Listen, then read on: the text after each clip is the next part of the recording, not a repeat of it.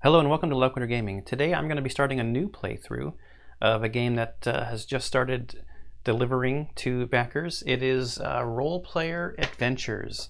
So this is kind of an adventure game that you can play characters that you create in another game by this company that's called Role Player. I'm actually just going to use some pre-constructed characters for this playthrough. But I may in the future go and make some characters in the actual role player game because that just seems kind of fun. So this is kind of a story adventure game. I think there's 12 of these scenarios. So this is going to be adventure number 1, Battle at Black Lake. And I think I've got most of the setup done. This is my first time playing, so I might have to be checking some rules just to make sure I get it right. I am going to play with the expansion, so the game does come with this expansion that adds backstories to the characters. This is the huge book of backstories, and I'm using the backstory that comes with the character, and then there was a table in the book of suggested pairings of backstories, because it's suggested if you play 1 or 2 characters, you should do 2 backstories so you can see more stuff. And I am going to play with 2 characters because I want to see more stuff in a fewer number of playthroughs. So I think I'll just start by showing who I'm going to be playing as. So I've got this character here, Kairon Apparat. I'm not really sure how to say his name, but he's a construct. So he's like a robot golem type thing. And these are the stats that this character starts with. 3 strength, 1 dex, 2 constitution, 2 intelligence, no wisdom, and no charisma. So when I was pairing them up, and this one is going to start with a mentor, and then it's from the red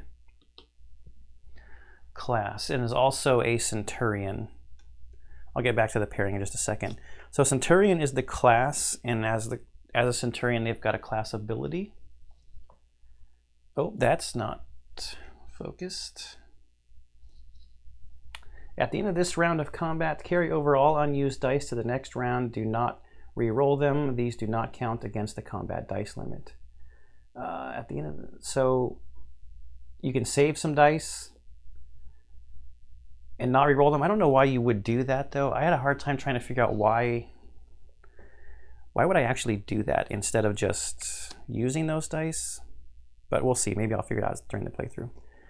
And then, like I said, when I was trying to figure out who to pair it up with, I wanted to find someone that had some wisdom and charisma, since the construct doesn't.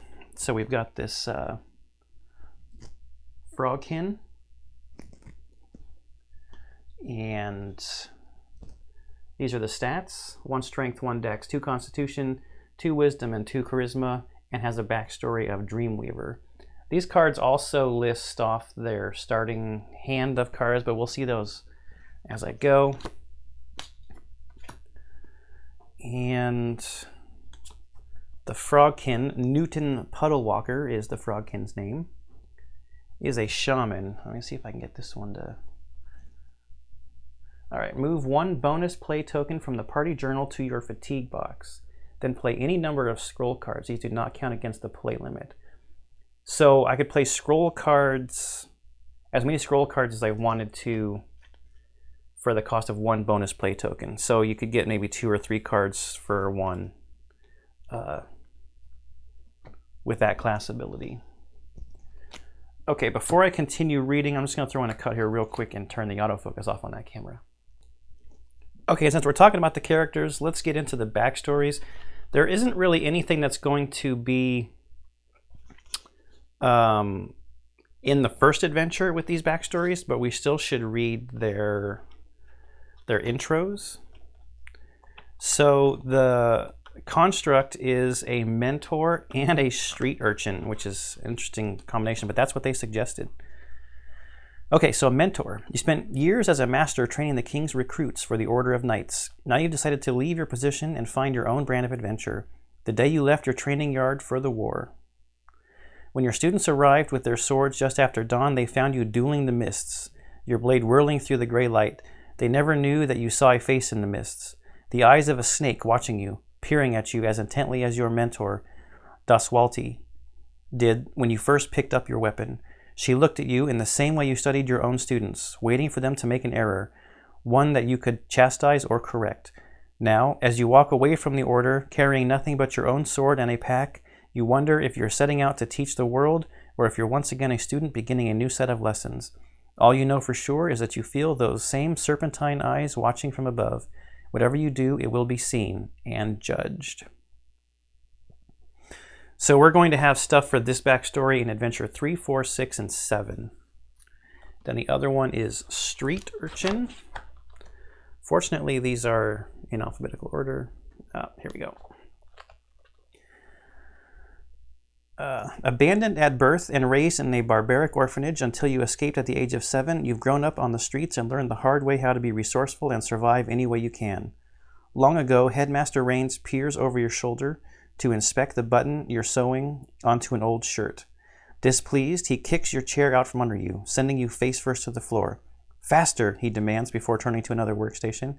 It's far from the worst abuse you've suffered at the Woodland Orphanage, but inside you something snaps.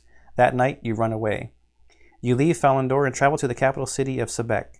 To survive, you become adept at all trades, pickpocketing, panhandling, and con artistry. Anyone caught sleeping in the streets is arrested, so you spend your nights in Undercity, a labyrinth of catacombs and sewers. When a hooded woman approaches in the dim light, you fear the worst. Pulling back her hood, she reveals a strange, serpentine face.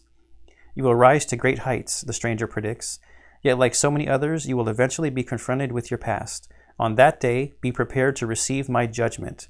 With that, she disappears into the shadows. And again, this one will have stuff in Adventures 3, 4, 6, and 7, the exact same adventures as the Mentor. Okay, so our frogkin, Newton Puddlewalker, and let's have their portraits shown, is a dream weaver. I just passed it.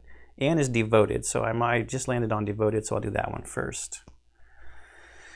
Your only son has been stricken with a grave illness. You have set out with the intent of doing everything in your power to save the life of your boy. A year ago, when you left your village for the war front. So these are kind of like flashbacks. So this is like a flashback to a year ago. So cold, your son says as sweat pours down his face. He pulls the blanket up to his chin and closes his eyes. Kada, the healer, puts a hand to the boy's forehead. The progression of the disease is slow but steady. He will not last more than 2 summers. There is a potion that could help, but it will not be easy to acquire, she explains. She hands you a list. The items required are absurd. A petal from the rare Devurian flower, known to grow only in the caverns deep beneath the capital city. 3 hairs plucked from the chin of a satyr, and the egg of a bog-root slug rat. The only way you could possibly afford to travel to acquire them would be to enlist in the king's guard. The woman next to Kada, who you'd assumed was the healer's apprentice, pulls back her hood to reveal a serpentine face. Kada does not seem to be aware of her presence. There are many steps along your present path, the woman tells you. In the face of this challenge, it is your choices that will define you. With that, she disappears in a wisp of smoke. So this is called Nephra's Judgment or something like that. Overview. Nephros, the snake-faced goddess of judgment, rules over the realms of dream and memory. She observes all souls in the planoverse to discover their true nature and reward them accordingly. But Nephros is not the goddess of retribution. She does not bring order to the lawless or punishment to the wicked. Instead, the scale-faced one assesses mortal hearts and empowers their owners with appropriate gifts. Yeah, so this is the serpentine figure that we've apparently keep seeing in each of these.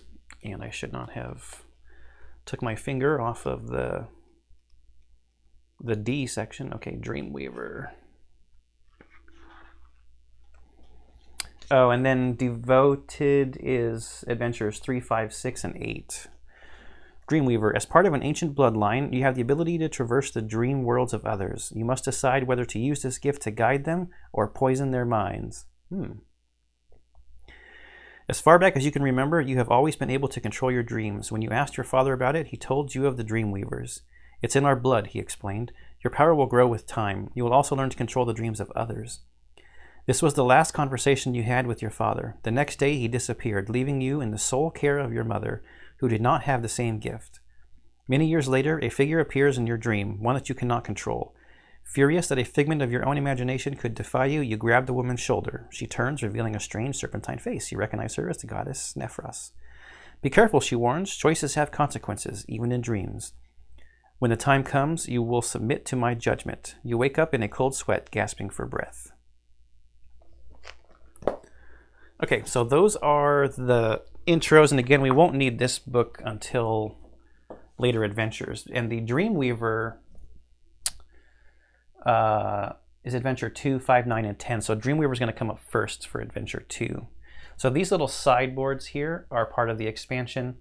They record your backstory and when and how things will show up in that story, and then also your alignment.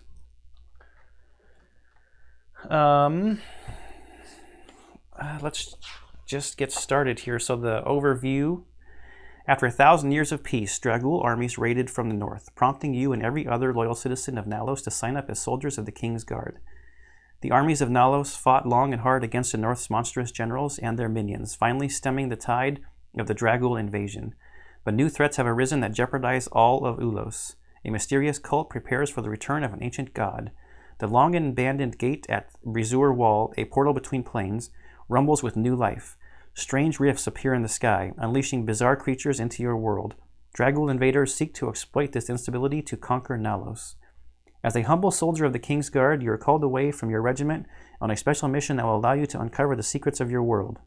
You will discover powerful artifacts and meet members of the cult working to unearth them. You will confront Dragul warriors and discover the motives behind their invasion, and you will encounter strange beings from other planes who threaten to disrupt the very fabric of your universe. So I'll keep the rulebook close by, so I'm sure I will need to reference that. So there is some setup for this adventure. So this is Adventure 1, and there's going to be quite a few little call-outs that kind of help with the rules for the game. So we'll read those just to get a feel for how the game plays. Okay, so the setup. We got the battle at Black Lake map. We got XP cubes. These little blue cubes are the XP cubes at all of the lettered locations A, B, C, and D.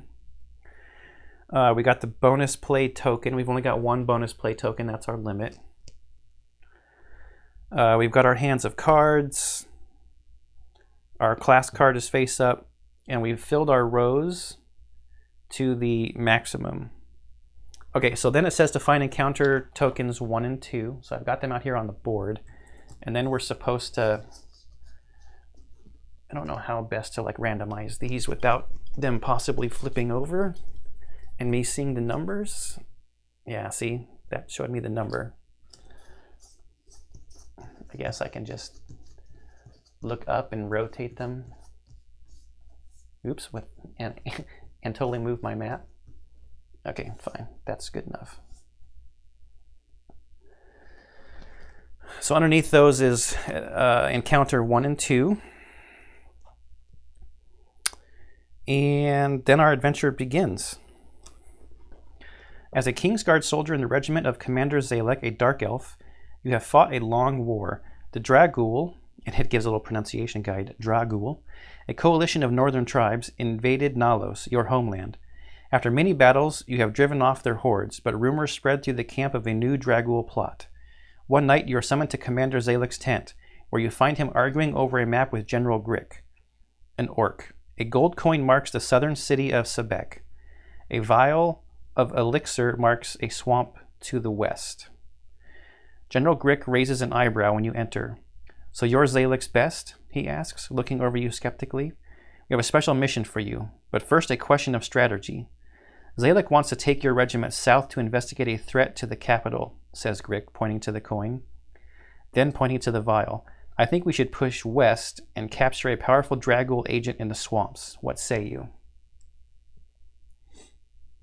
So here we have our first choice. We can either side with General Grick to learn more about Dragul plots, or we can side with Commander Zalek, investigate threats to the capital.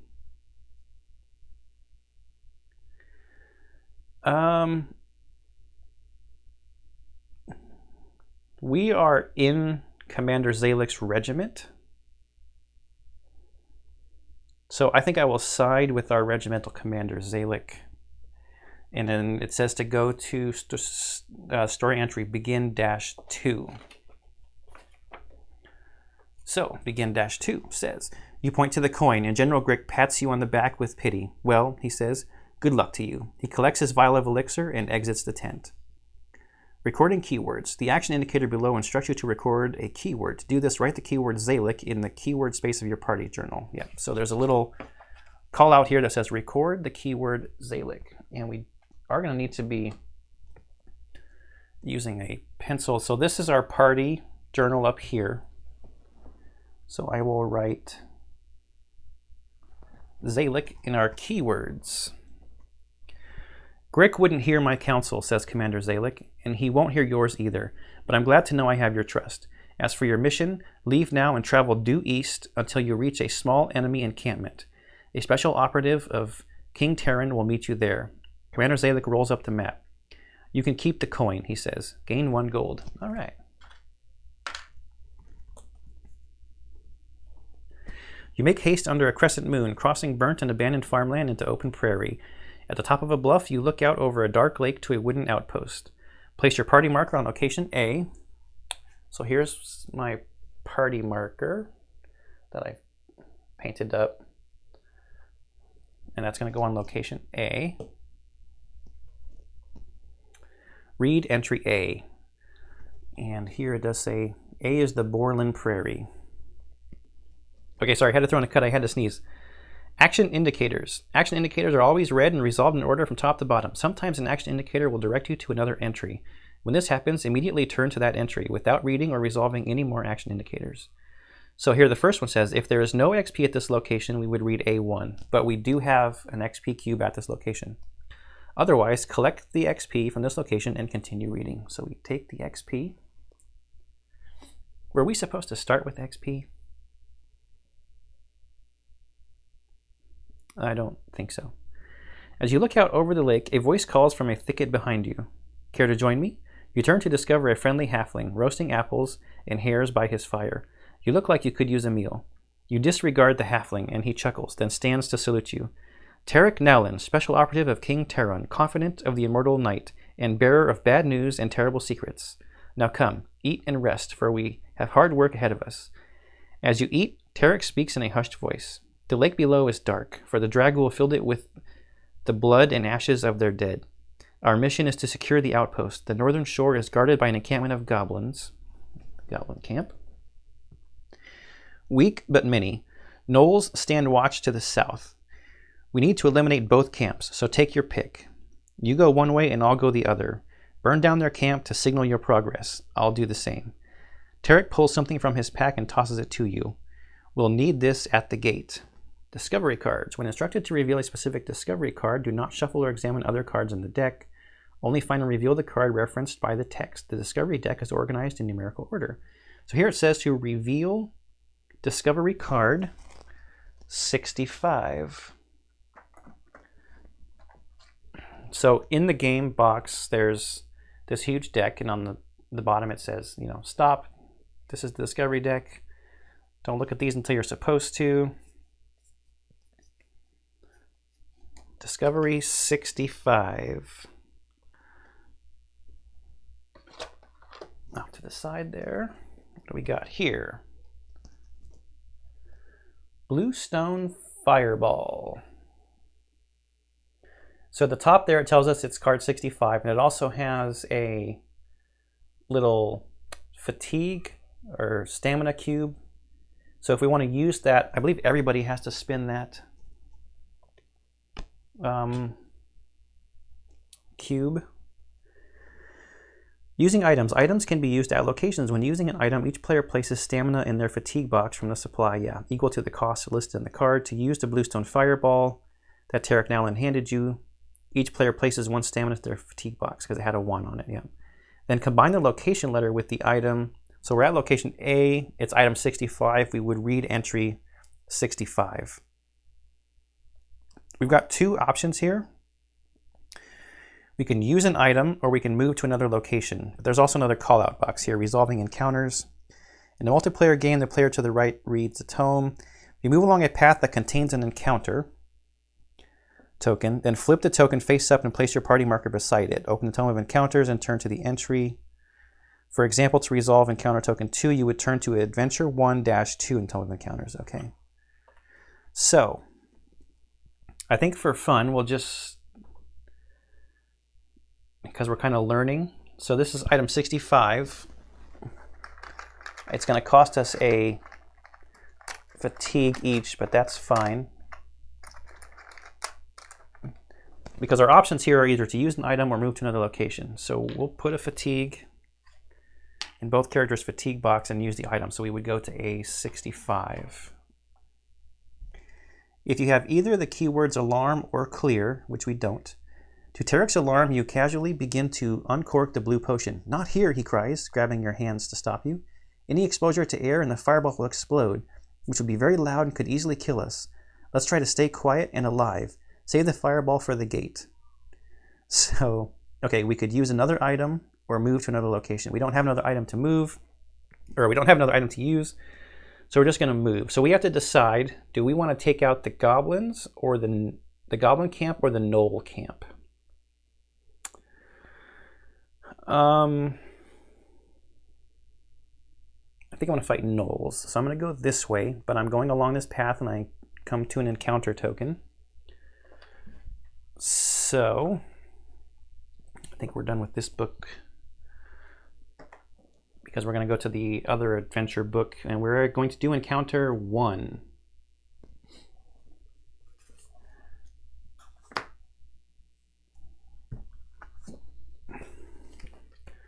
So we go to adventure 1. Encounter 1. Now that you've found the entry that matches your encounter token, remove the token from the adventure map and return it to the box. So token 1 is done. You freeze in place when you hear a sound ahead of you on the trail. Quietly creeping into cover, you look ahead and spy a 6-limbed insectoid sentry pacing back and forth across the trail. And there's kind of a picture of it here. 2 sets of arms each hold a short bow, with an arrow notched and ready. Although the picture has no short bow in it. It seems that you'll have to deal with this sentry if you wish to take the camp by surprise. The choice indicators below offer a choice between 2 skill checks. Each shows which attributes will be used to resolve the skill check. Once you've made your choice, turn to the corresponding entry here in the Tome of Encounters. So, we could sneak around the sentry, and this is saying that that would most likely, or the attributes that we're going to need here are dexterity and wisdom. Not our greatest. Wrestle him to the ground and knock him out is strength and dexterity. Those we have more. Well, we would have 4 possible cubes in strength and 2 in dexterity. So I think we're going to wrestle him to the ground and knock him out. So we need to turn to 1-4. You hide behind a tree and wait for the insectoid sentry to approach, then leap out and attempt to force him to the ground. So now we're going to do a skill check force. The box below initiates a skill check. To complete a skill check, all players will work together to cover every dice slot on a skill check row with a die that matches the indicated color and number. You first build your dice pool, then play cards to manipulate your rolled dice. See the skill check sections on the rulebook. Okay, so skill check force 1. So this is the skill check book. We open this up to force. And we're doing 1. So we need a red die as a 2, a black die as a 4, and either a red die or a black die as a 3 in order to successfully complete this. And our dice limit is 4, it tells us, for the skill check. And then this will tell us what we do if we either pass or fail this skill check. All right, so we've got this handy dandy, and I don't know if this is going to fit on here. It sort of does. Okay, so setup. Open the skill book. We did that. Assign indicated modifier from the modifier deck. We did not have any modifiers listed. All it says is force 1. If there were modifiers, it would be listed there. And then there's like a little deck that would change some stuff about the encounter. Spend stamina to add specific dice. So each dice costs stamina equal to the player count from the attribute row. So I think we're going to spend all of our stamina. So we're going to spend 3 strength from our construct and 1 strength from our frogkin to get 2 red dice from the bag.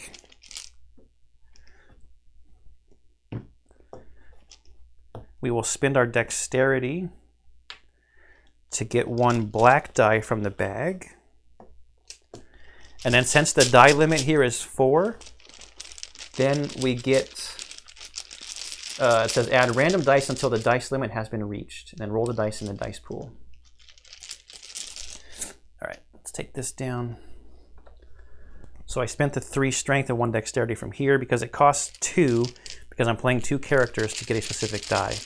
All right, and then we're going to get a random. And we got purple. Okay, so now we roll the dice in the dice pool.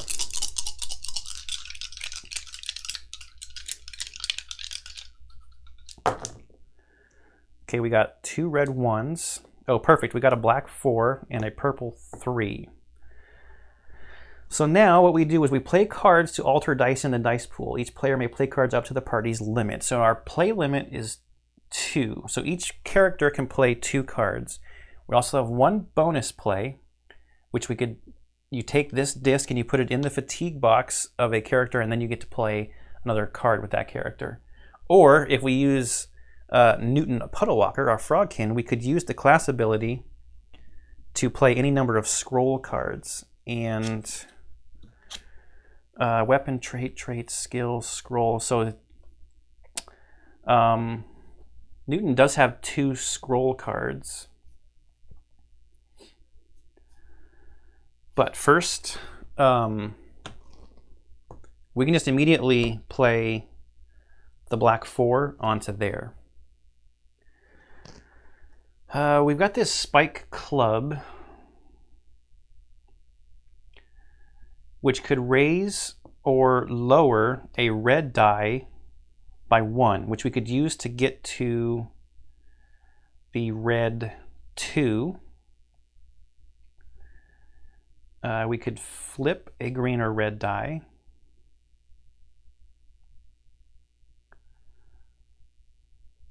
I'm not sure what this one means, but we don't really need a 6. So, and we don't need to re-roll a black die, but we could re-roll the purple die with that card.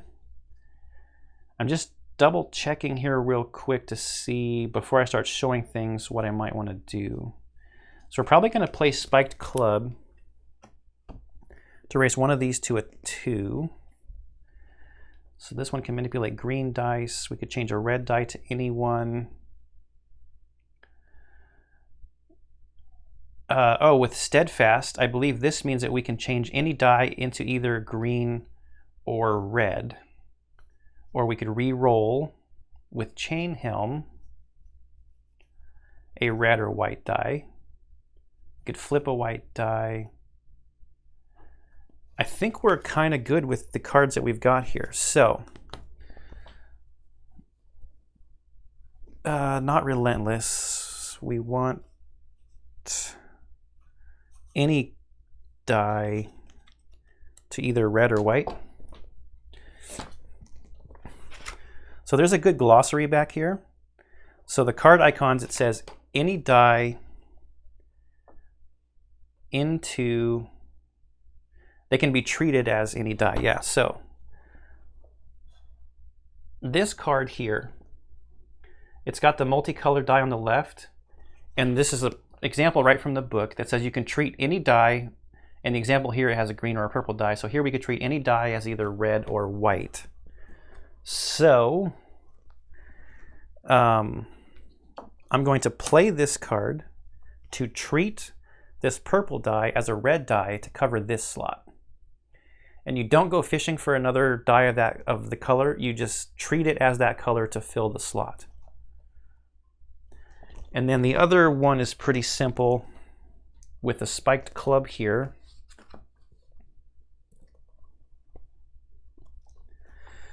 we can either raise or lower a red die, but we could also spend 2 stamina from strength to return that card to your hand, but we don't have any more strength stamina. So we're going to play this card, put it into our discard area to raise this red one up by 1, and then put it there. And we have filled in all the boxes. So, skill check, resolution, gain rewards for all covered dice slots. So we covered these 2, and they have XP as rewards down below them. So we get 2 XP. Return all dice and modifiers. So all the dice are going to go back in the bag. Return all cards from the discard spaces to hand spaces. So those just go back into our hand because there's a difference between the discard and the spent, and there are cards that have this little spent icon here in the corner. They would go over here and would not be returned. Flip the rest token on the party journal face up. It's already face up. Review the current storybook entry and resolve the outcome. And we passed. So we go back to our storybook. You pin the sentry down. Go to Adventure 1-9.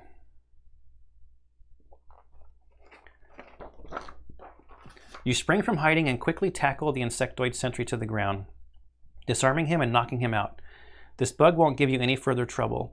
You hope that the rogue is having as much luck on his side of the lake. Record the keyword clear. Okay, so we get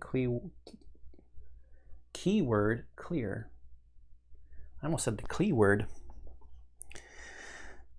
Tarek is handling his side of the lake. Remove the other encounter token from the adventure map and return it to the box. So that one's just an instruction, so we don't have to deal with encounter token 2. Continue with Adventure 1-14.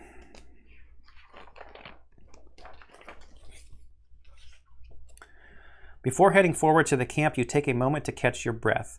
The crescent moon reflects eerily off the glassy black surface of the water. Rest. The first choice indicator below gives you the opportunity to rest. You should rest now so that you can learn how it works. See the resting section on page 11 of the rule book. So it does give us the 2 options here. We could either rest or move to the next location. But I do want to rest because I spent quite a few of my tokens on that particular battle. So, with resting, let's go through resting. You're going to spend experience to get rid of fatigue points. Okay, so here are the steps for resting. When the party chooses to rest, the resting on the party journal must be face up, and then the party must have at least 1 XP. That's the last step. Spend 1 or more XP. So the number of XP that you spend is how many dice you will draw out of the bag, because the first thing we're going to do is get rid of fatigue out of our fatigue box. I'm only going to spend 1, so I think we're doing okay. We've got 16 health for both of these characters, so we can get up to 16 cubes in these fatigue boxes before they get exhausted. So we spent 1 XP, so each character is going to get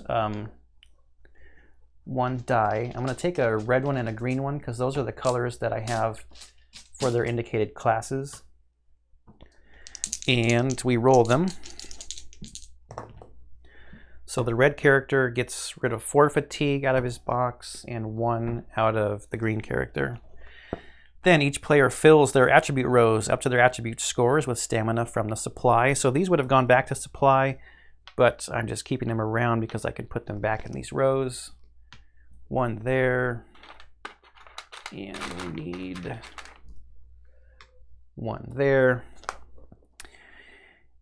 Each player whose class card is face down flips it up, but we did not use our class cards. Those are still face down. Then each player returns all bonus play tokens from their fatigue box, but we did not use our bonus play token. Each player returns all cards from their spent space. We did not have any spent cards, and then we flip the rest token face down to show us that we need to do something else to get that to flip back over before we can rest again. So that's basically the rest action.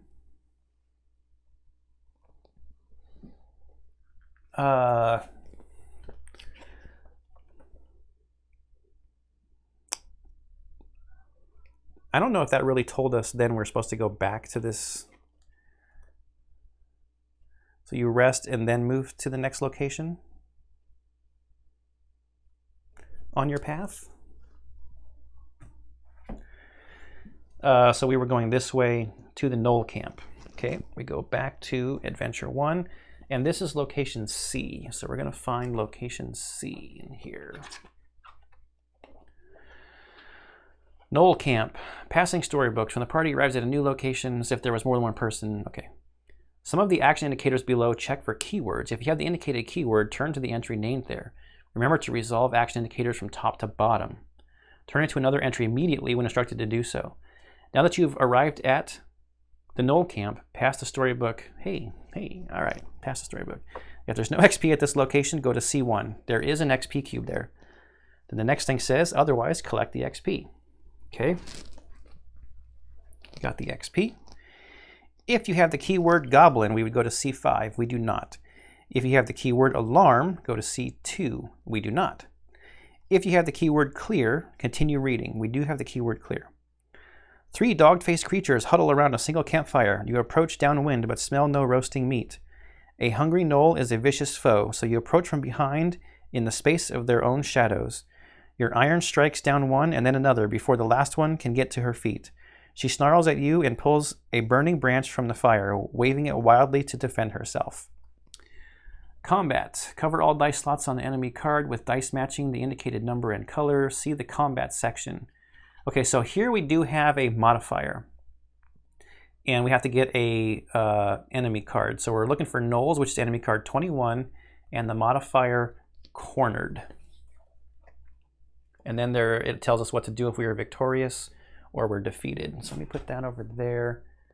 Cornered gnoll. So the gnoll, we've got this huge deck of enemy cards. We want enemy 21. And these are my modifiers here. Adventure, blessing, clan leader, cornered.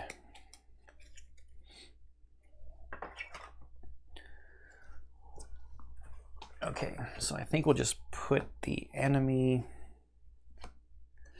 here, and then we can take a peek at cornered.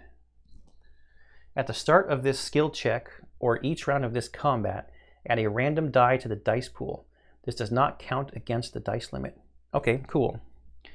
So combat is a little bit different where the other one told us what our dice limit is. Here, it's on our adventure sheet, our adventure tracker, whatever this thing is called. We have a dice limit of 3. We need a green 1, a white 2, and either a white or blue 2. Is that blue? Yes, it's blue, not purple.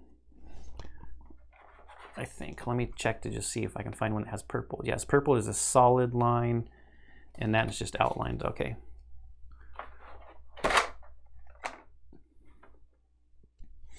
So we also have on the other side of the player aid here, find the indicated enemy in the enemy deck, assign indicated modifiers, which we did, place a round marker. This is the first round, because combat goes for 3 rounds. We did a skill check before. You only get 1 shot at that. Let me put these back in the bag. Those were our resting dice. Build the dice pool. Spend stamina to add specific dice. Each die costs stamina equal to the player count. Okay, add random dice till the dice limit is reached. So we need green, white, red, or blue. Well, I think we'll spend 2 to get a red.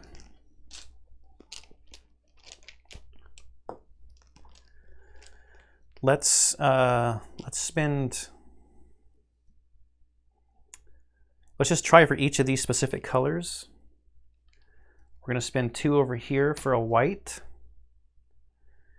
And we'll do 1 each on the green. And then because it's cornered, at the start of this skill check or each round of this combat, add a random die to the dice pool.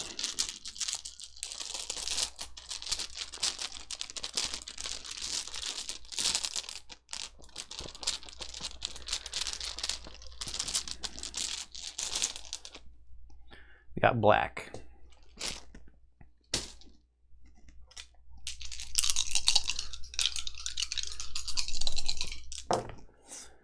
Okay. So we got a red 2, which can fill in that spot there. And now we can start manipulating cards. So play cards to alter the dice in the dice pool. Each player may play cards up to the party's play limit, so we can play 2 cards each. We could spin the bonus token if we want to. We can activate class abilities. And this one is at the end of this round of combat, carry over all unused dice to the next round. Do not re-roll them. These do not count against the combat dice limit.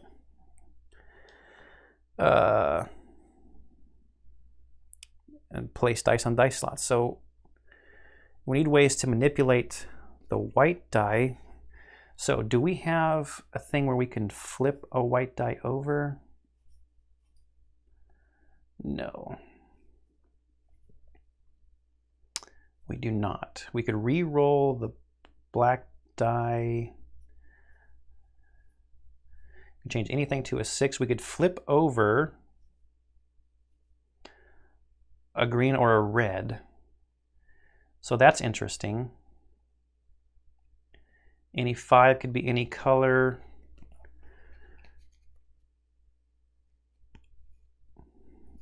If perhaps we could change that green die to a 6,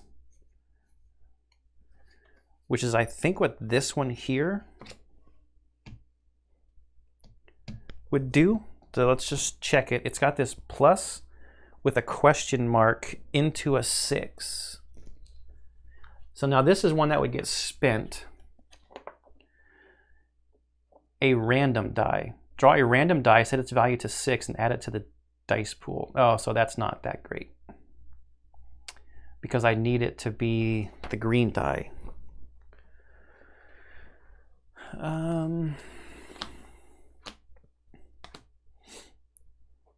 Could I change any color into green? Not with this character. So let's see what we can do over here. We can turn red into any color. So wait a minute, before we place that, maybe it's better to change that red into white, and then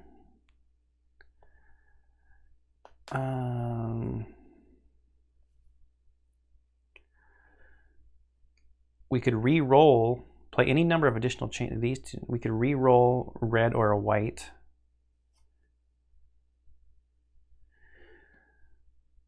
Play any number of additional runic cards. Do I have any other runic cards? This one allows us to re-roll and or flip a white die. We could change any die into either red or white. But you only get to use so many of these, right? What can I change something into blue besides that red one?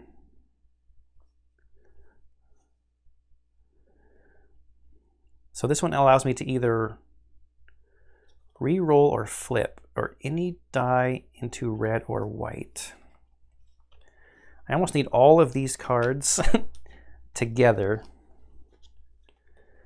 to figure out what's the best thing to do. Anything with that black die, I could re-roll it.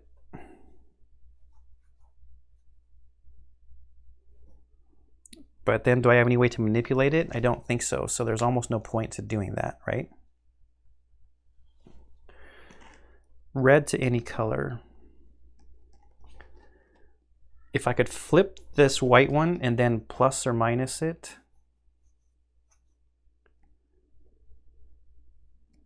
then I could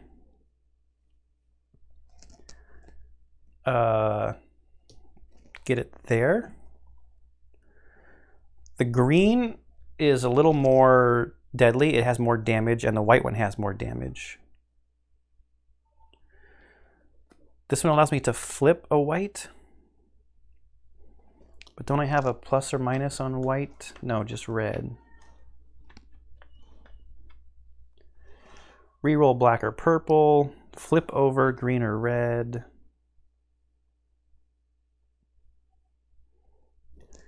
I have red to any color.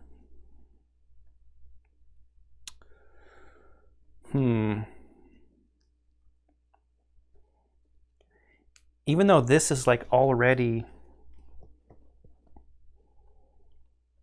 solving one of the boxes,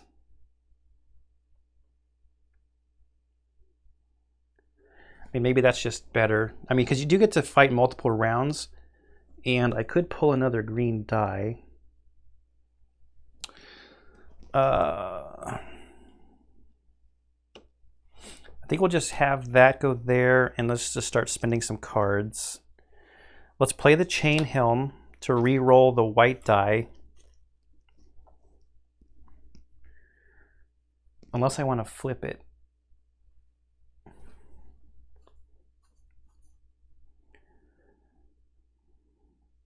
I could flip it to be a 1, but then I can't manipulate it to be anything else, right?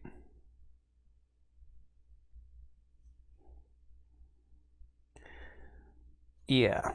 Well, this is kind of a brain burner. Any color die into red or white.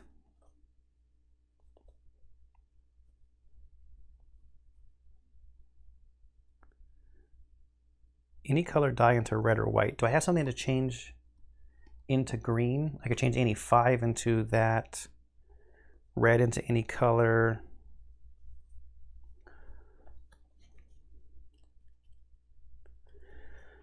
Nothing to flip any color. I could flip a green. So I'm going to do this before I start re-rolling stuff. Let me take these and set them right here. For 1 card, over here, I'm going to spend this to grab a random die and set it as a 6 and just see what I get. If I get a green, that would be awesome. I got a purple. Can I do anything with purple?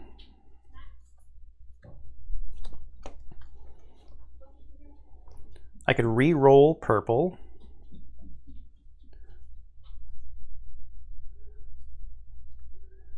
And then maybe I could change the color.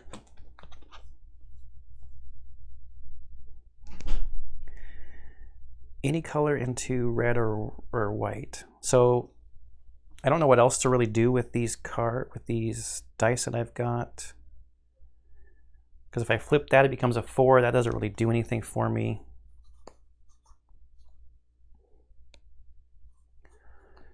So let's play the leather pauldron. So that's the 2 cards from this character.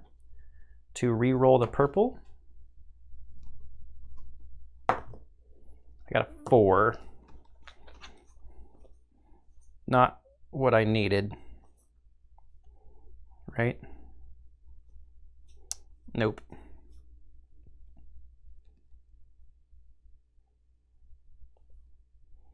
I guess I could try the same thing on this side. Get a random die. There's going to be more rounds too, I guess, though. So,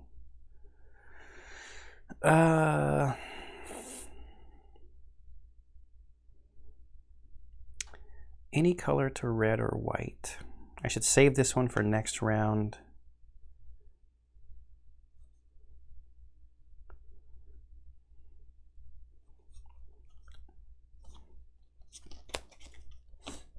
I do have the bonus play thing. Could flip over green or red. Add 2 purple dice. I've already played the cards. Green to any color. 5 to any color. Or manipulate a red.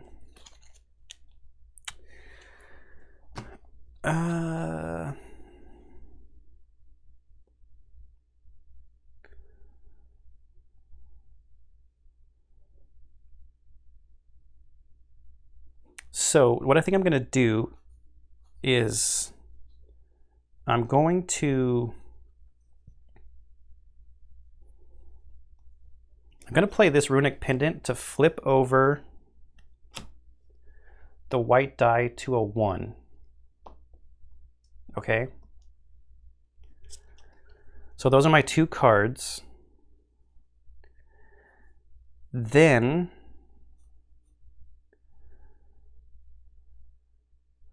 next turn, I'll change it into red with this card.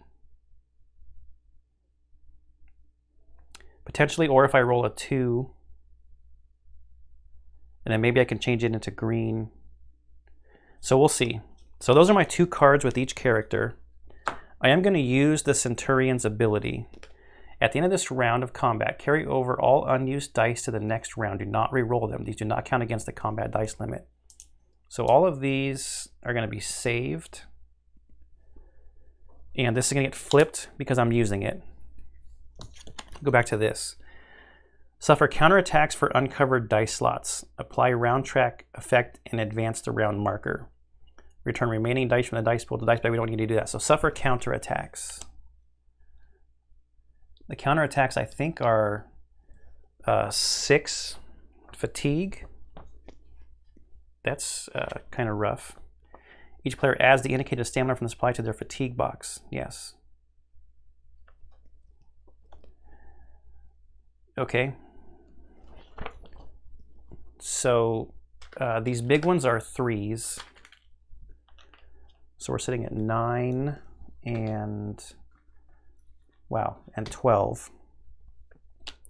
So not great. Oh, and then we have to do this. And that's another 1. So that's 10 and 13. Yeah, so we need to solve it this time, or I think our frog can is going to be knocked out. The next thing would be return the remaining dice, but because we used our ability, we don't have to return the dice. Sort of new round of combat. So now we can spend stamina. We're so close. We could only take 1 if I do that. We need white and green. We don't need red, right? So white and green. So 1 each to get a green die. And then our combat limit is 3, so we get 2 more, but we get 3 more because of the cornered nature, or the cornered modifier here. So I'm just going to draw 3 dice out. So there's 2 and 3.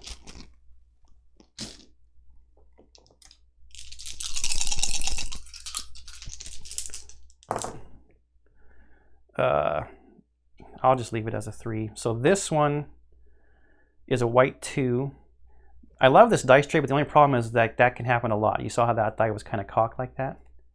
So we got the white 2, which is good. We need a green 3, or a green 1, sorry. But we have a white 1 up there.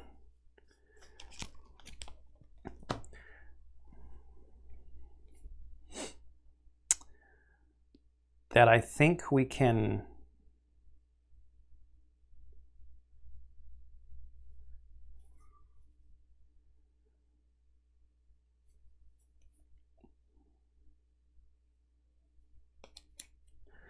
treat it as red or white. I'm not sure how that works. Flip a green or red.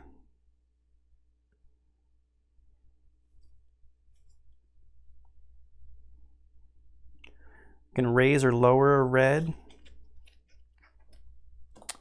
Let's read what that says when these things.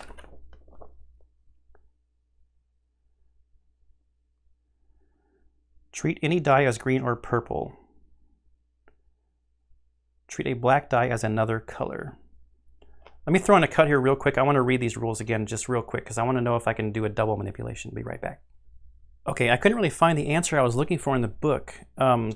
Kind of what I'm wondering is if you can like chain these things. So I could treat any red die as any color, and then, or no, I could treat, so let's say like this as the example. If I start with this card here, could I treat any die as a red or a white die? So I'm going to treat this black die here as a red die, right? and then play this card to treat that, what I'm treating as a red die, now into any other color. So can I make this a green? Or treat it as green? And then, you know, flip it to be a green 1. I couldn't really find the answer, so I'll look for it later, but I think I found a different way to get a green 1. So we haven't played any cards yet. I'm going to play this card here to get a random die and set it as a 5. And that's a spent card. So we'll see. Hopefully I get a green one. But even if not, there'll be ways around this. I didn't. I got a blue. So, okay, so we got a blue. And we get to set it as a 5. Now on this side, well, see, I'm doing the same thing here, I guess, right?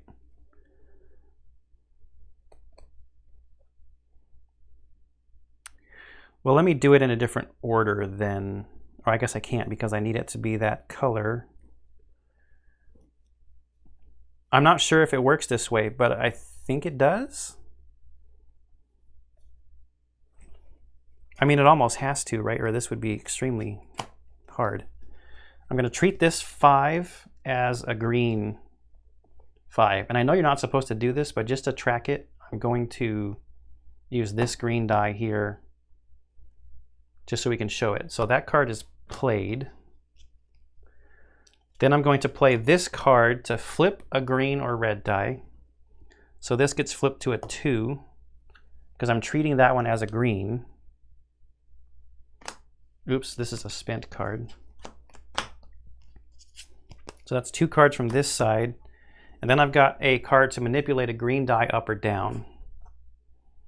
So I'll manipulate it down, and then that's a green 1.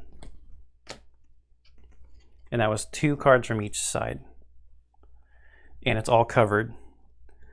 So gain rewards for the covered slots is 2 XP. Return all dice, round markers, enemies, and modifiers. Okay.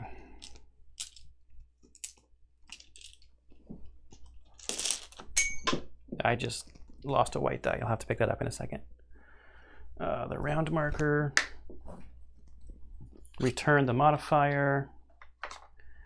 And the enemy. Number 21.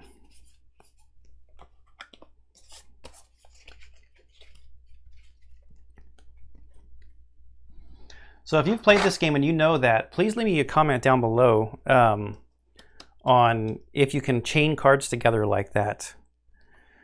Return all cards from the discard spaces. Okay, so not the spent spaces, just the discard. Flip the rest token, which is relevant, because we probably should rest. We've got so much fatigue. Review the current storybook entry and resolve the outcome of the combat, victory, or defeat. So we were at the Knoll camp, location C. This one right here.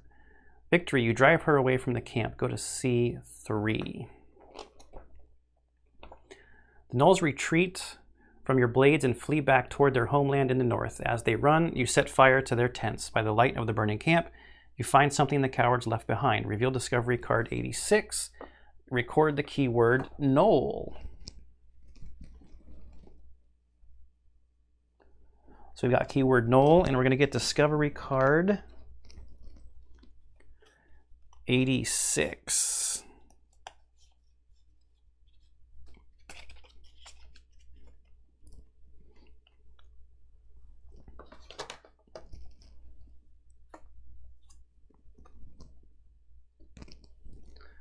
Lodestone pendant.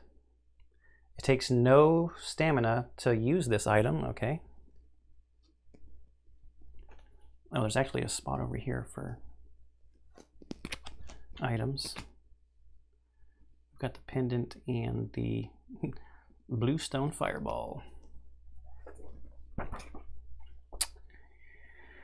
What were we reading? C3. Uh-oh. Yeah, C3. Another fire rises from across the lake. You trust that Tarek is making good progress and will meet you at the fortified gate ahead. Item combinations. When a choice indicator offers you the opportunity to use an item, you may also choose to use 2 items at the same time. To do so, you combine the location letter and both item numbers, but you go in order.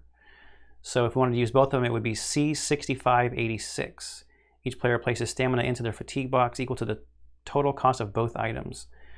We can't afford that right now. So our options here are to use an item, rest, or move to another location. However, we can do the lodestone. So let's read C86. I wonder if we should have rested first. No, so that's fine.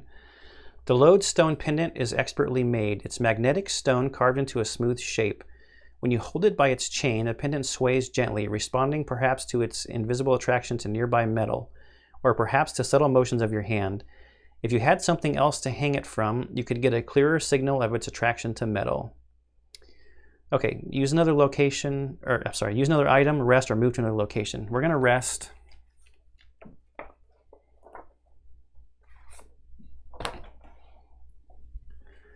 Because we're almost fatigued out on our Frogkin Newton Puddle Walker. Spend 1 or more XP. So we've got 6, 10, 14 fatigue and 10, 11 fatigue. 2 dice would be an average of 7. I think we need to spend 3 XP, which is a lot, and get 3 dice to roll. So let's start over here.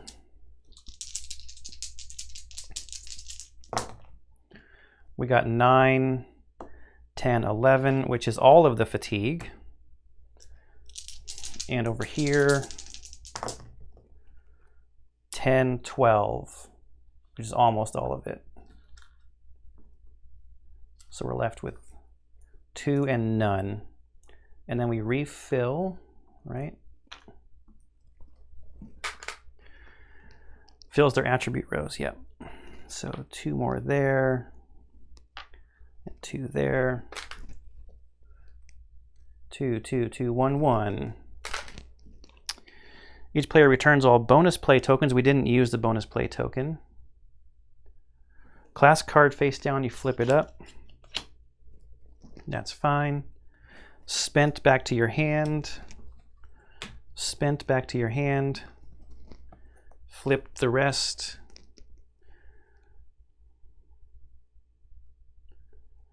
And then you go back to the same storybook entry and read them again. So use another item. The Bluestone Fireball, I'm not like super enthralled. I mean, it said to save that for the gate. So I think we will just go to another location. So we are supposed to advance to the outer wall, which this line would take us to. However, we are able to move, excuse me, sneeze again. We are able to move through locations that don't have XP, like for free. So I don't want to leave that XP on the board, and there are no random encounters here. So I'm going to travel back this way, back to B.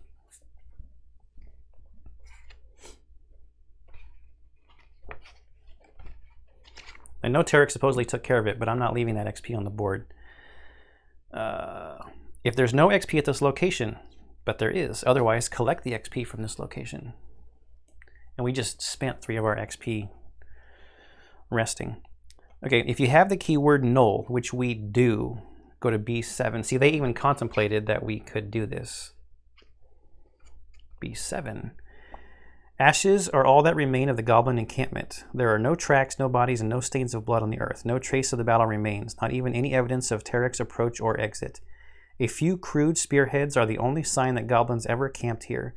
If you didn't know better, you would have guessed that this was the site of some long-forgotten goblin village, founded age ago when Nalos and the Dragul lived in harmony. It's as if Tarek blasted the poor creatures into ancient history. He is a more formidable operative than you had supposed. A light breeze shifts the ashes, revealing something Tarek overlooked. Revealed Discovery card 95. We found something. 95. Gotta remember to get that die off the floor before I start drawing stuff out of the bag, or we'll be down one white die. All right, what did we find? 95. An ancient key. No stamina for this one as well. Okay.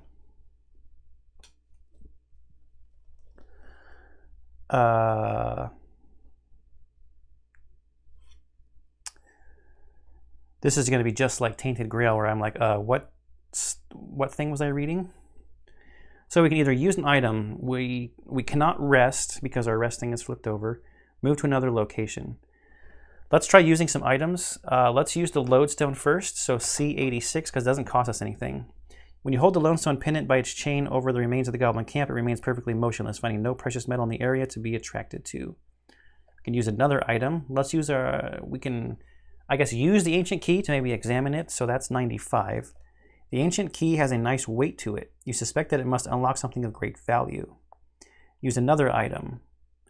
Also for free, we could combine these two. You hang the lodestone pendant from the end of the ancient key. It leans forward, away from you, and to the left. It seems to be responding not to metal, but to your own inner sense that something of value remains hidden in the ruins of the goblin camp. You follow the lead of the pendant, which draws you to the ashes of a tent, where you uncover a corked bottle of a healing elixir. Each player roll one die and return stamina from your fatigue box to the supply equal to the result. Oh, we could have used that a minute ago. Darn it. Nothing over here, so we'll roll over there. 2. Maybe we wouldn't have to have spent so much XP resting then. Use another item, rest, or move to another location. I don't want to spend the fatigue on the fireball. I think we're supposed to save that for this encounter over here. So, yes.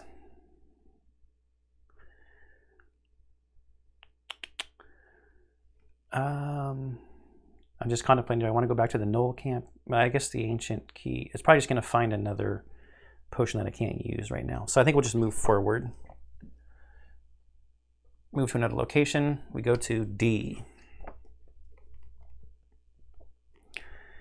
Outpost wall. If you have the keyword open, we would go to D2, which we do not. If there's no XP at this location, go to D1. Otherwise, collect the XP from this location and continue reading. You approach the fortified outpost as the moon sets, leaving you in utter darkness. Behind you, twin fires burn on either side of the shimmering black lake. You feel your way across the rough wood of the outpost's massive gate, but can find no handle or latch, yet the gate holds firm. It must be barred from within. Behind this wall, the Dragula are protecting a powerful artifact. Tarek Nowlin, the halfling, is nowhere in sight. Okay, so this is where we're supposed to use the fireball, I think. So we take a fatigue each, and we go to D65. You uncork the bluestone fireball at the base of the fortified gate and run for cover. A thunderous explosion tears a wide flaming hole in the wall, giving you passage through. And there's another entry here. Map cards. The second action indicator below tells you to reveal a discovery card that is not an item. Some discovery cards will update your map. The bottom left corner of these cards indicate where they go on the adventure map. In this case, place the outpost interior. Oh, it has map coordinates on, okay. Remember to add 1 XP to the new location from the supply. Oh. So we record the keyword open because we just blasted a huge hole in the wall.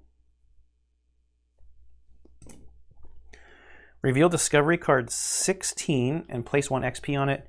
Return discovery card 65 to the discovery deck.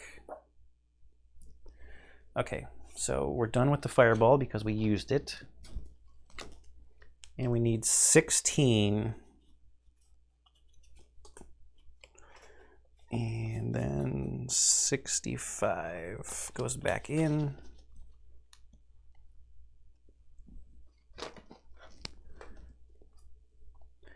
Yeah, so this is like more of the map. So it's like an update to the map. So it's like circle 4 are grid coordinates. I just threw another die on the floor because I'm an idiot. So we've got circle 4, and it just sets inside the grid on there. And I've got to place an XP on it.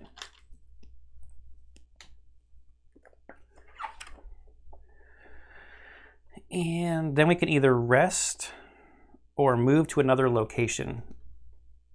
Oh, so the E is a new location. But before we do that, let's use our items here. So 86.95. So D86.95. You press the lodestone pendant and the ancient key against the gate, hoping that they will magically give you passage, but the gate does not move, except that we've blown the gate up already. Okay. So before I go to the outpost interior, I'm going to throw in a cut real quick and pick up those dice off the floor. Be right back. Okay, so my options, I could have rested or moved to another location. I'm going to move to another location. We will move to E. If you have the title Revealer of Secrets, I do not. If you have the title Rogue's Accomplice, I do not. If you have the title Aid to the Ogre, which I do not. Otherwise, collect the XP from this location and continue reading.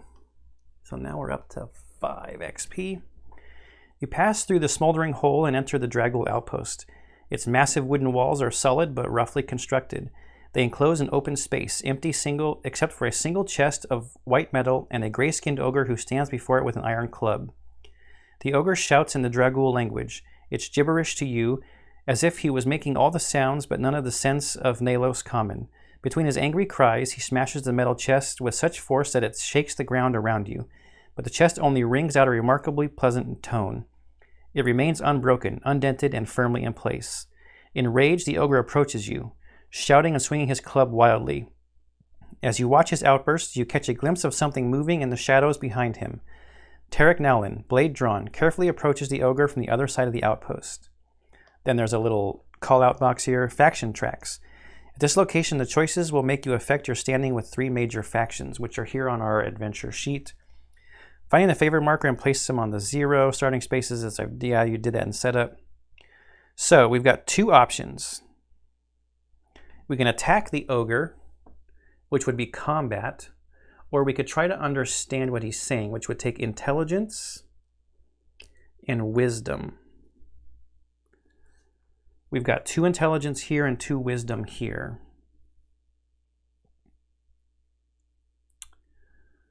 I mean, we're not like the smartest. We have a lot of red combat dice and a lot of constitution dice. Maybe we're meant for combat. Blue and white. We do have some white manipulation in our dice. I'm just wondering, this is an interesting question. I wonder if we can fight him if we don't understand what he's saying. It'd be a skill check. Let's just fight him. Attack the ogre. E2. The ogre throws himself at you with all the ferocity of a cornered animal. He swings his iron club wildly and races towards you. So we're going to do combat with enemy 52 with no modifiers.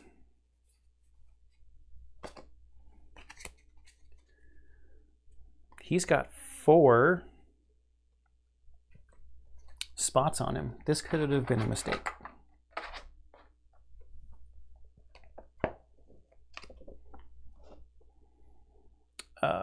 So E2. Maybe I should have talked to him. I was leaning towards it. So we do need a white die. We need a red die. Let's go red over here. We'll just get 1. Because this could be multiple rounds. Blue die and a green die. So we only get 3 dice. Let's go for blue because that has more damage. We need a round marker.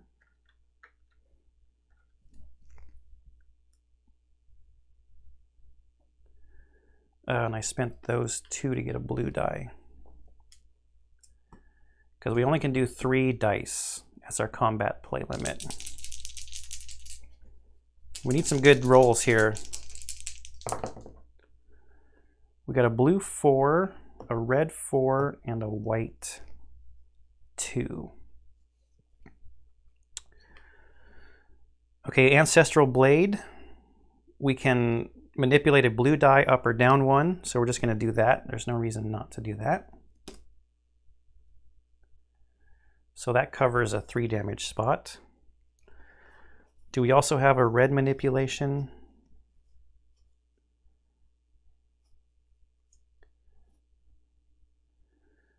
We can treat red as any color.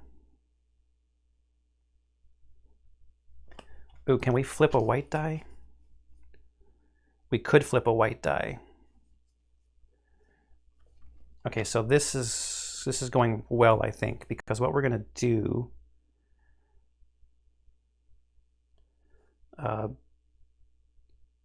oh, that's simpler though. Can I manipulate white dice? I could set a 5 to be any color. Okay, so we're going to play Spiked Club. That's a discard to up the red die to a 5. That's fine. Then I want to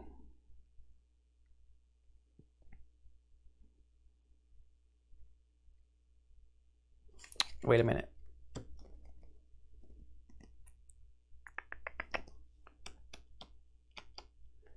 Wait, nope, let me go back for a second. If I flip this, it becomes a 5.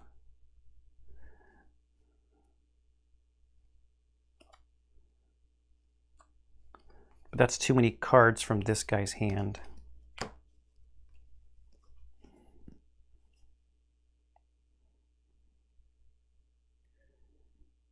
Oh, here I could flip a red.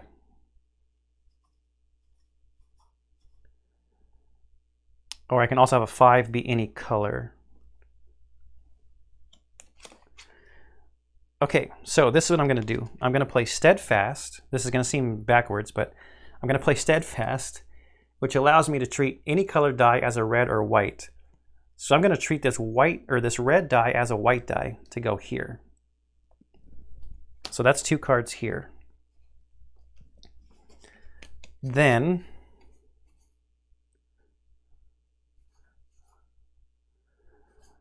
I'm going to do the bonus play here to do Runic Pendant. To flip, I could either re-roll or flip a white die. So this flipping makes the 2 a 5. Then on this side, I can do a spent card to treat a 5 as any color. So I will treat this 5 as red. Now, what I could also do, I could go for broke here.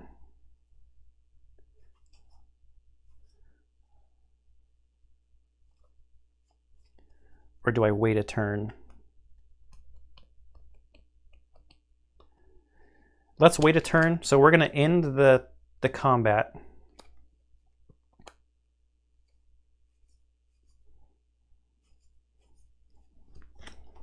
Do I have a treated red as, I have treated red as any color, manipulated green. So yeah, I think it's best if we wait. I could go for broke. What I was thinking of is I have this card that allows me to draw a die out of the bag, and I could treat it as a 6. If I got lucky and drew a green, I could, it'll be set as a 6 and that would finish it off.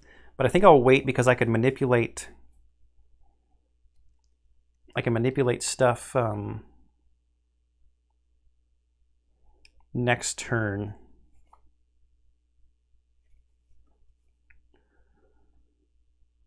Yeah, so I'll just take the damage, move 1 bonus play token. I've already spent the bonus play token though.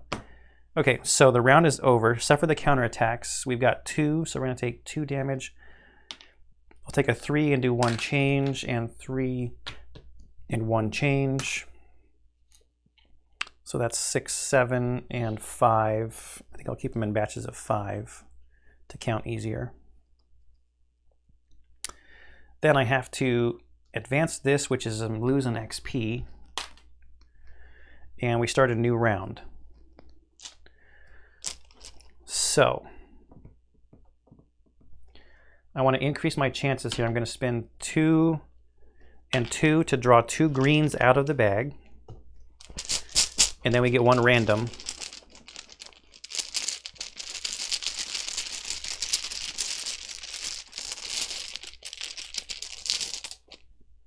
Is a black.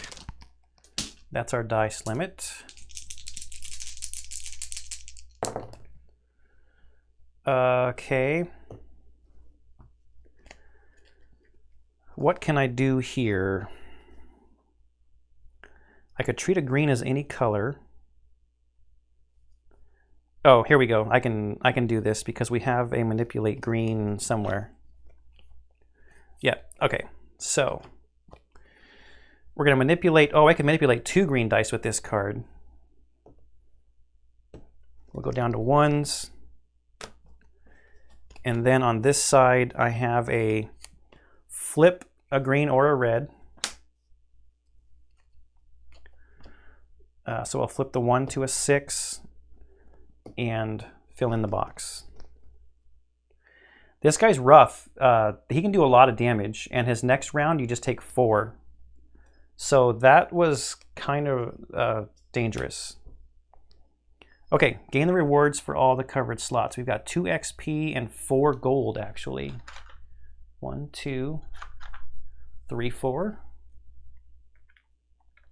Got quite a bit of gold. And then 2 XP. Return the dice, not throwing them on the floor. Round markers and enemies. So round marker. Tog, I will take care of Tog later. Return all cards from the discard spaces to hand spaces. None of these were, oh, the spiked shield was spent. Okay, so that one's gone. Flip the rest token. Review the current storybook entry and resolve the... I gotta write down where I was at, holy cow. Attack the ogre E2, yeah, victory, you best the ogre E4, okay. The ogre cowers under your attack. He drops his club and falls to his knees, but his strange ramblings do not stop. At your mercy now, he continues to rant and point at the chest. Finish the ogre and get on with your work, or listen to him more closely. That's intelligence and wisdom.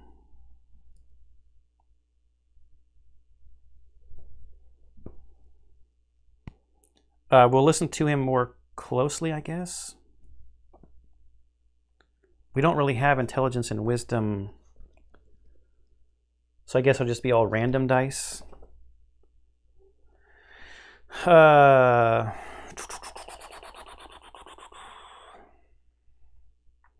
we just finish him off?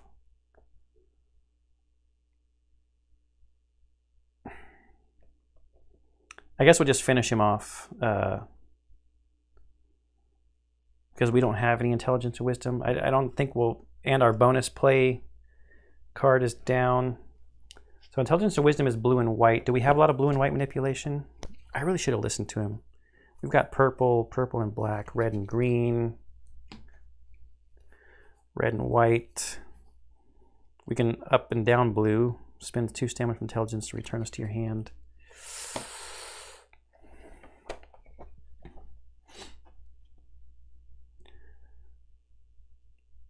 Now let's just finish him off. You end the ogre's life quickly and mercifully. Tarek approaches, sheathing his blade. Nice work, he tells you. I didn't have to do a thing. Reveal title card 3. Title cards. Find the deck of title cards. Do not shuffle or examine them. They should be in numerical order. Find card number 3 and place it face up in the title space of the party journal. Titles like this record your decisions and alter the events of future adventures in the campaign. Okay, then favor markers. Adjust the favor markers on the faction tracks as instructed by the action indicators below. For example, that one means move the favor of the Dragul faction to the left. So we get the King's Favor +1, Dragul -1, and we need title card 3. Title card 3, yep. Rogue's Accomplice. That might not be great. At Black Lake, your mission with Tarek now ended with the death of an ogre. This battle will not be forgotten, either by the halfling nor by the ogre's ghost. Oh, great. We're going to be haunted by the ogre's ghost. If you have both of the keywords goblin and alarm, no. If you have both the keywords goblin and clear, no. If you have null and alarm, if you have both the keywords null and clear, we have null and clear, yes. E15. Now that the outpost is calm, Tarek relaxes on a tree stump and carves slices from an apple. Allow me to compliment you, he says, on your stealthy approach to the Knoll camp. I heard no sound at all from your side of the lake. Not until I heard the Knolls screaming to their gods for mercy. Well done. Then we go to E21. Tarek points to the metal chest with an apple wedge. All that's left for me, he says, is to figure out what is locked inside. Upon closer inspection, you discover the white metal of the chest is Durgolium, an ancient alloy forged to contain objects from other planes. No force will crack it. Its lid must yield to some other secret. You find a pear-shaped indentation above its keyhole. Tarek notices your interest in the chest. You can return to your regiment now if you like, or you can stay and help me out. Adventure complete. Your mission here is complete, leaving you free to explore the area at your leisure. Are there parts of the lake you have not visited or items you have not yet found a use for? From now on, when a choice indicator gives you the opportunity to move to another location, you may instead turn to the final section of the storybook titled The End. If your entire party is exhausted, mark the death track and read the corresponding entry in the Tome of Encounters. Or not. When moving around the adventure map, you do not need to stop at locations without XP or other tokens on them. Yeah, we knew that already. So we can use an item, rest, or move to another location. I want to rest. Do I? That's XP. But I might want my cards back. No, I don't care. I'm going to use my items together. 86 and 95. So E8695. You press the lodestone pendant to the pear-shaped indentation on the chest and insert the ancient key. There's a click of mechanisms within which allows you to turn the key. The chest pops open. Go to E16, which is back. As the chest pops open, the earth quakes and the sky crackles with strange purple energy. For a moment, you hear the screech of bats and you smell a briny sea. Tarek holds forth a chainmail sack of the same white metal as the chest. Quickly, grab the object and place it in here. You reach inside the chest and pull forth a plain glass jar of translucent gray material. Strange, colorful images pass through the material as if it was displaying the dreams of another world. You place this curiosity in Tarek's Durgolium sack. Immediately, earth and sky are still. A fine discovery, Tarek says, admiring the jar through the chainmail links. I've only seen one other like it. Then he pauses to consider you for a moment. Reveal title card 2.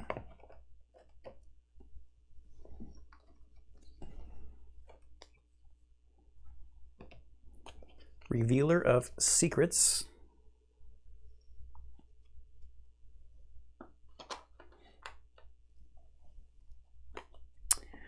In the Dragul Outpost, you unlocked a Durgolium chest and took possession of a jar of translucent material. What secrets does this strange substance hold? There's some nifty art. I like this kind of old-timey art style. Oh, crap. E16, yep. Reveal title card 2. If your king's favor is 1 or higher, it is. We do E19.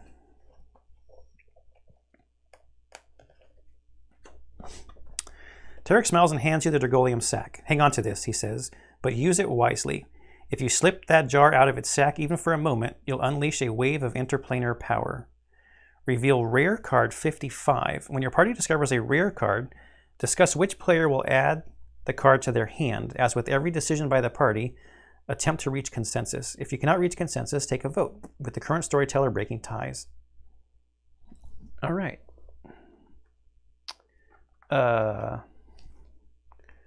Rare 104, 58. There are 2 rare decks. I guess there were too many cards for one deck. 55. Gray Matter. Oh, this is kind of a cool card. So we can add this to our deck, and it'll just allow us to pull a random die out of the bag. So this will help us. It does get spent, though. I'm going to determine later who to add that to. Tarek pulls several empty Dergolium chainmail sacks from his pack and hands them to you. Consider yourself recruited to the cause, he says. There are Dergolium vaults hidden all over Nalos, each holding an object of great power. We cannot let them fall into the wrong hands. By the king's orders, we must gather as many as we can, and with haste. We can either rest or move to another location. We've already used our items here. I think we've gotten everything from the other locations. So I think we'll just go to the end. Your mission at Blackstone has ended, and Tarek Nowlin wishes you Godspeed as you return to your regiment. My own mission takes me elsewhere, he tells you, but I have a feeling we will meet again. As you travel back, you have time to collect your thoughts and puzzle over the things you have seen. Which titles did you earn? Read each section below that matches a title card that you have. Aid to the Ogre? No. Rogue's Accomplice? Yes. The slack face and limp body of the slain ogre appear in your mind. You have put an end to many Dragul invaders during this long war, but for some reason this ogre's death left an impression. Of all the Dragul that you have killed, he was the only one who ever tried to communicate with you. You find yourself wondering if you might have learned, what you might have learned from him if he had lived. Revealer of Secrets. You wonder about the power of the jar that was hidden in the Dergolium chest. How could such a small object shake the earth and rend the sky? Strange images floated through the material inside it. The jar must be an illusion, or else from another plane, for nothing like those images exists anywhere in Ulos. Conclusion. If you have the keyword Zalek, we do. We go to end 1. Upon your return, you find your regiment preparing to march. Orders to move west, a soldier tells you, to the swamps. You report to Commander Zalek, who greets you somberly. They are off on one fool's errand, and you another, I'm afraid. He hands you a letter from King Taron. It seems the king's hometown has been attacked by a giant troll, and he wants someone to bring him its head. That someone will be you, says Zalek. I'm still concerned about cult activity in the capital, so I will wait for you there. Zalek nods and bids you farewell.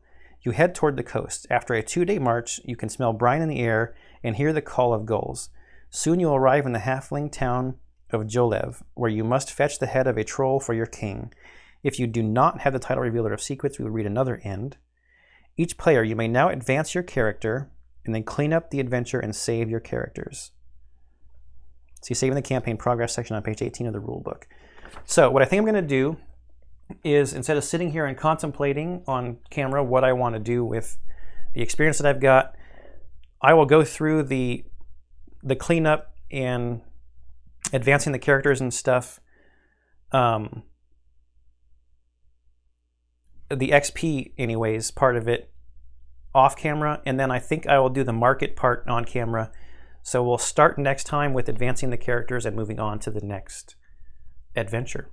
Okay, so that was kind of the tutorial walkthrough. It's a lot of reading, it's a lot of story, and me looking up rules, but this seems pretty interesting so far. I like the item play, and I want to see what happens as the decks get stronger. Because right now that was kind of a little rough in trying to figure out how to manipulate the dice and get through some of the skills in the combat there. But okay, I hope you enjoyed this playthrough of Role Player Adventures and everything I'm putting up on the channel, and I'll see you in the next one.